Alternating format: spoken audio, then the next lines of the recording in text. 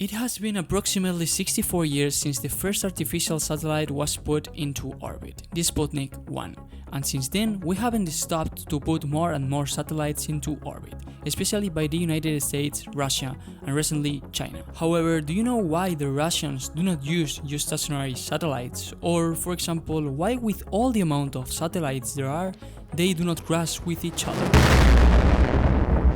Nowadays, you can find a lot of information on any subject. The complicated thing is to structure and organize all the information well enough, so that it makes sense and gets understandable. And with respect to orbital mechanics, it seems really impossible to organize all the ideas without simplifying them too much. For example, it is often said that an object will stay in orbit when the force of gravity is the same as the centripetal force. And indeed, it is. If the force of gravity is greater than the centripetal force, the object will fall crashing with the Earth. While if the force of gravity is less than the centripetal force, the object will leave the orbit and go away into deep space. This is correct if we did not take into account that the orbits are elliptical, that the Earth is an ellipsoid that is also rotating, and that we have the Moon and the Sun and many other variables that will disturb the orbits. That's what I mean, we tend to forget about those factors, so today you're finally going to understand the most important things about Earth's orbit. Let's start with what I said first, that for an object to orbit, the force of gravity has to be equal to the centripetal force. The centripetal force appears whenever an object rotates and represents what is the necessary force that has to point inside the curve so that the object can do that turn. Let's see it with a car driving through a road. The centripetal force represents the amount of force that adheres the car to the ground, and how much this force has to be so that it does not overturn. The faster the car goes, the greater that force must be. And the smaller the radius of the curve, I mean the tighter that the curve is, the greater this force must be. For this reason, for example, Formula 1 cars generate a lot of downward aerodynamic force to create a lot of adherence with the ground and to be able to draw curves very quickly without crashing. When talking about orbits, it's exactly the same, but instead of force of adherence with the ground, we have the force of gravity, which is what keeps a satellite orbiting. In fact, this is easy to understand with the typical representation of a cannon that fires stronger and stronger from the surface of the Earth, and that therefore the projectile travels more and more distance, until it begins to curve through the horizon, and later on, with the force necessary, it will be capable of remaining in orbit. At that moment, the force of gravity is exactly equal to the force necessary for the object moving at the speed at which it's moving to remain in orbit. The projectile will find itself in an infinite freefall, and taking into account that there will be no friction or drag in space, it will never stop orbiting. Well, the latter statement is not entirely correct. In space, there is still some friction. Let's not think that the atmosphere has a physical limit.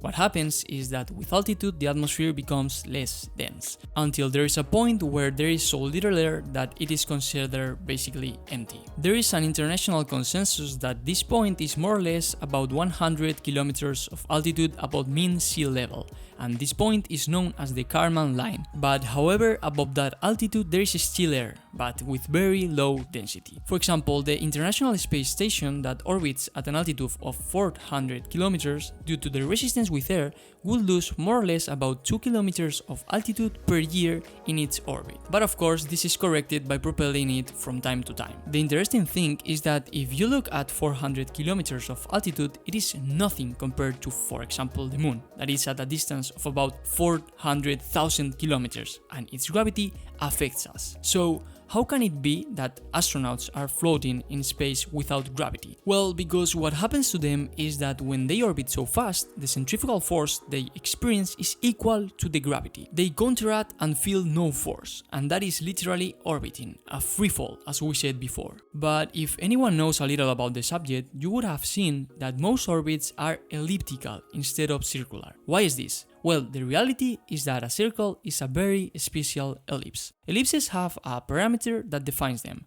the eccentricity. The more the eccentricity, the more flattened it will be. And the lower the eccentricity, the less flattened, until it will have a value of 0. And that happens to be a perfect circle.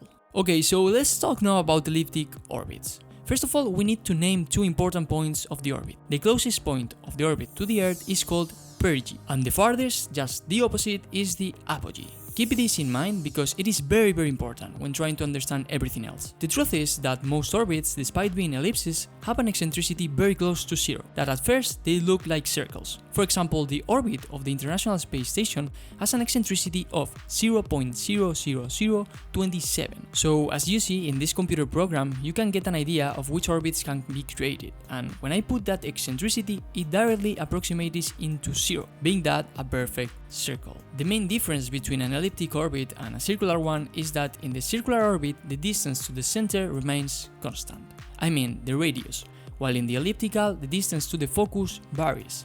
The important thing is that when the satellite passes through the perigee, the closest point, the satellite has the highest travel speed, while at the apogee, the farthest point, the satellite speed is the lowest one. But it is important to understand that the speed at the apogee does not drop because it is an elliptic orbit, but rather than that, it drops as a consequence of being very far away. So the speed of a satellite is directly defined by the altitude of the orbit. The higher the altitude of the orbit, the slower the satellite will go. This is literally Kepler's second law, which tells us that if we draw a line from the satellite to the focus and we measure the time to travel a certain period, for example 5 seconds, the area obtained will be the same as long as we measure 5 seconds again, which implies that if we look near the perigee, as the altitude of the orbit is smaller, to cover the same area, the satellite must move faster.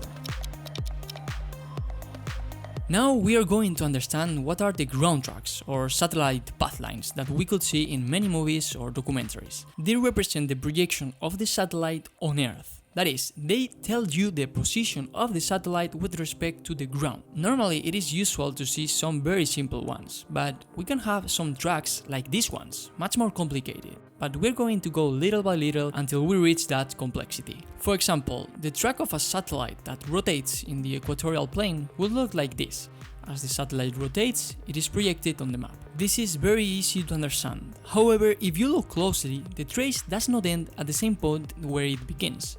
This is of course not a failure or a bug or anything like that. What happens there is that in the ground projection we pay attention to the surface of the Earth, and we do not realize that in reality while the satellite is orbiting, the Earth is also rotating.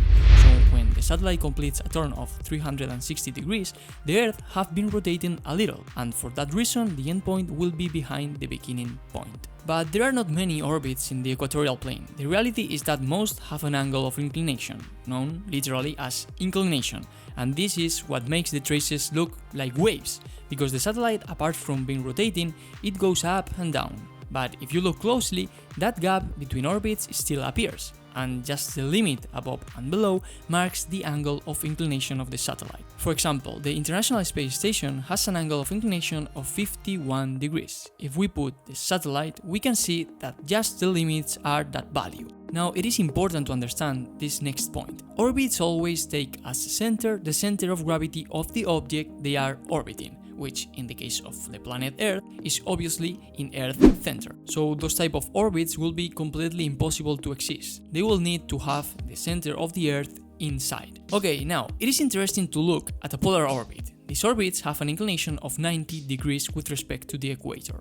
That is, they only go from north to south. But when we look at the ground tracks, we see that it seems that the satellite, when climbing, is moving backwards, when, as I told you, it only goes up and down. What happens is that as the Earth rotates, in the ground tracks the satellite moves backwards. It is also striking that it seems that at the poles the satellite moves at full speed. What happens is that in reality those 2 points are the same in a sphere, but when it is reflected in a plane, they deform and move away. Actually, if you look at it, the satellite moves at the same speed all the time. Now, we are going to compare two circular orbits, but with different radius. At first glance, looking at the ground track, you can know which is the highest. Which one do you think, yellow or red? I'm going to think loudly so that you understand it. We have said that the gap between the orbits represents what the Earth has rotated while the satellite made a full revolution. Therefore, the larger the gap, the longer it takes the satellite to complete an orbit.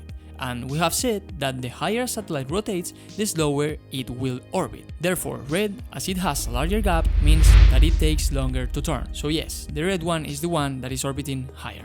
In fact, if we take a satellite and move it far enough away, we can make the satellite stay still with respect to the Earth. That means that it orbits around us at the same speed as the Earth rotates. It is only reached at an altitude with respect to the surface of the Earth of 35,786 kilometers. And if you look at this orbit, it has no inclination, since the ground track neither rises nor falls. These are geostationary orbits. If we gave it an inclination, we should see how the projection goes up and down. But the ones really used here are the geostationary, since they allow a country to have direct contact with a satellite that will always be in the same position, so you will not have to move the antennas. As we all know, the Earth is not actually a perfect sphere. It is flattened by the poles, as if it were a tangerine, and this has an important effect on the orbits. All the previous orbits that you have seen did not take into account this effect, and the best way to understand it is to put exactly the same two orbits,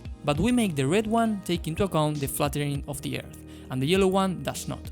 A priori nothing happens, but if we accelerate the passage of time, we can see that the red one is spinning backwards. This movement is called precession, and this is the same as what keeps a top spinning without falling. As you can see, the effect is small, but when you put a satellite into orbit for a mission that will be years in space, you will have to have studied the influence in your mission. For example, imagine that Mexico wanted to spy on Italy, a supposed case in which a strange building is being built in Florence. With a one-day period satellite, the Mexicans could take photos at 5 in the afternoon every day, and at 8 in the morning, when passing over Mexico, this will be sent.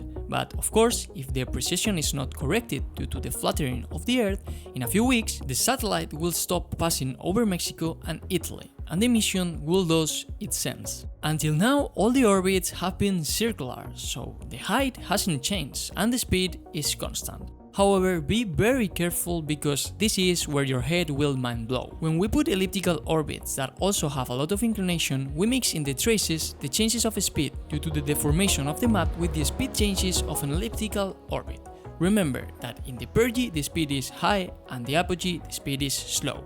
For example, look at this orbit. Just by seeing this, can you guess where is the perigee and where is the apogee?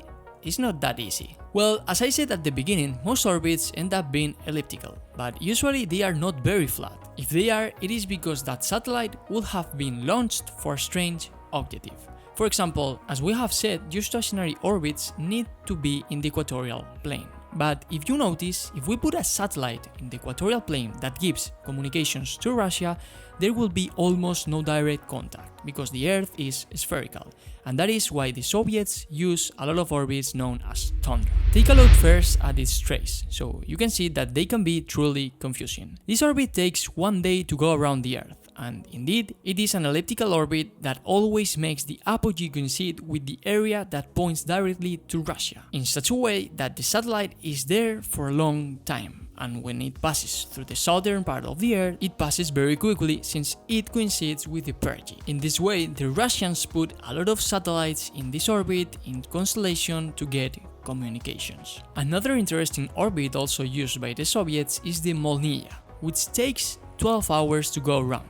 It is very similar to the previous one. The apogee coincides always with the north of the Earth, but having a period of half a day, what happens is that later, when it goes again up, it does so above the United States. So imagine why this could be used for, no doubt, to spy. You have a lot of time over the United States to take photos and videos, and in a few hours the satellite is placed on top of you again to be able to transfer all the information. It must be said that another reason why the Soviets do not use the geostationary orbit is that these, as we have seen, are 35,000 kilometers away, and the Soviets, being far north of the Earth, have more difficult to put satellites that far. With regard to collision between satellites, the reality is that they do not usually occur because this space is huge, to a point that we cannot even imagine, and by probability it is very difficult to collide. In addition, as I have commented, the speed of a satellite depends on its altitude. Two satellites that orbit at same altitude could travel almost at same speed, so the collisions, in the case that it happened,